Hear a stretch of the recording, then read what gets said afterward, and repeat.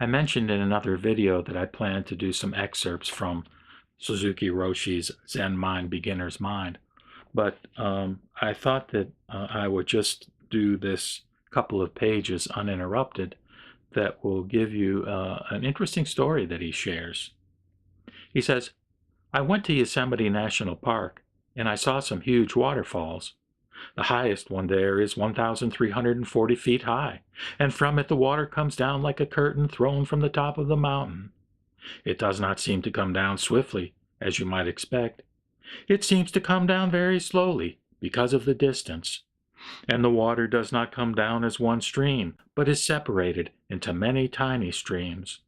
From a distance it looks like a curtain, and I thought it must be a very difficult experience for each drop of water to come down from the top of such a high mountain. It takes time, you know, a long time for the water to finally reach the bottom of the waterfall, and it seems to me that our human life may be like this. We have many difficult experiences in our life, but at the same time I thought the water was not originally separated, but was one whole river. Only when it is separated does it have some difficulty in falling. It is as if the water does not have any feeling when it is one whole river. Only when separated into many drops can it begin to have or to express some feeling. When we see one whole river, we do not feel the living activity of the water. But when we dip part of the water into a dipper, we experience some feeling of the water, and we also feel the value of the person who uses the water. Feeling ourselves and the water in this way, we cannot use it in just a material way. It is a living thing. Before we were born, we had no feeling. We were one with the universe. This is called mind only, or essence of mind, or big mind. After we are separated by birth from this oneness, as the water falling from the waterfall is separated by the wind and rocks, then we have feeling. You have difficulty because you have feeling. You attach to the feeling you have without knowing just how this kind of feeling is created. When you do not realize that you are one with the river or one with the universe, you have fear. Whether it is separated into drops or not, water is water. Our life and death are the same thing.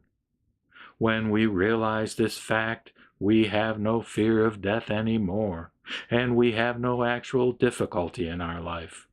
When the water returns to its original oneness with the river, it no longer has any individual feeling to it. It resumes its own nature and finds composure.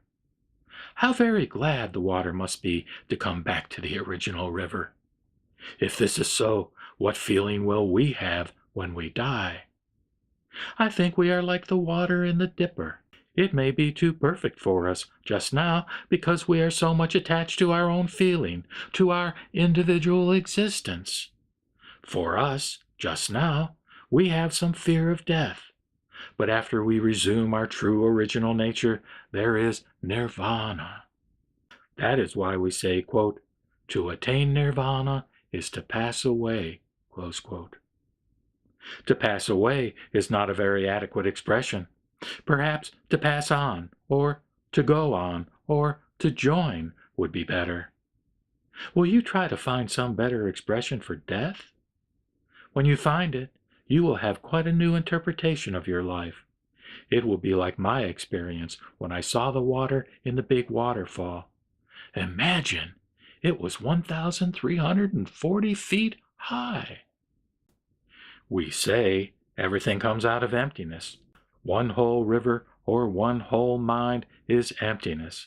When we reach this understanding, we find the true meaning of our life. When we reach this understanding, we can see the beauty of human life. Before we realize this fact, everything that we see is just a delusion. Sometimes we overestimate the beauty. Sometimes we underestimate or ignore the beauty because our small mind is not in accord with reality. To talk about it in this way is quite easy, but to have the actual feeling is not so easy. But by your practice of Zazen, you can cultivate this feeling.